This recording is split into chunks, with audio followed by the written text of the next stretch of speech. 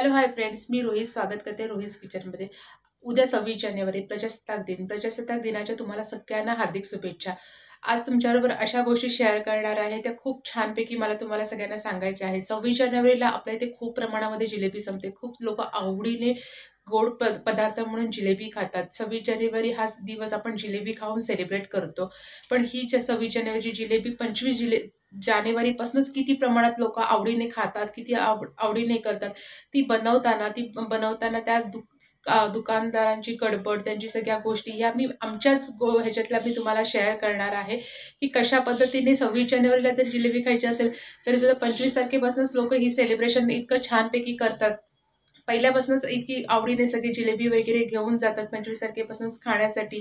त्याची जी सगळी लगबग, ती सगळी तयारी, ती सगळी धावपळ डिटेलमध्ये मला तुम्हाला जिलेबीची रेसिपी आत्ता शेअर नाही करता येणार, कारण का खूप तशी पण गडबड असते।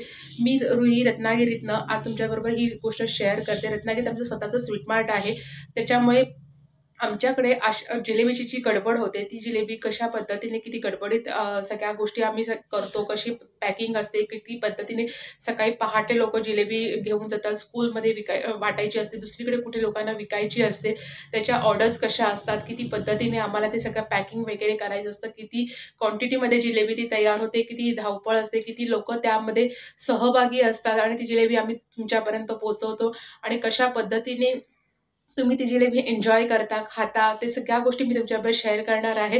रेसिपी आता मला डिटेलमध्ये करता येणार नाही, कारण का तशीही खूप धावपळ आहे, पण तरीसुद्धा मी जितका प्रयत्न केला आहे की ह्या सगळ्या गोष्टी दाखवायचा, तो व्हिडिओ तुम्ही नक्की अजिबात स्किप न करता शेवटपर्यंत बघा। खूप बारीक सारीक असं सांगितलेलं आहे की कशा पद्धतीने लोक खरेदी करायला येतात, किती पॅकिंग, किती ऑर्डर, किती धावपळ आहे ह्या सगळ्या 25 आणि 26 या दोन्ही दिवसांची। ती मी सगळी दोन्ही दिवसांची मिळून एकच व्हिडिओ तुम्हाला दाखवणार आहे, त्यामुळे व्हिडिओ अजिबात स्किप न करता नक्की बघा। आवडला तर लाईक करा आणि रोहित किचन 22 ला सबस्क्राईब करायला विसरू नका।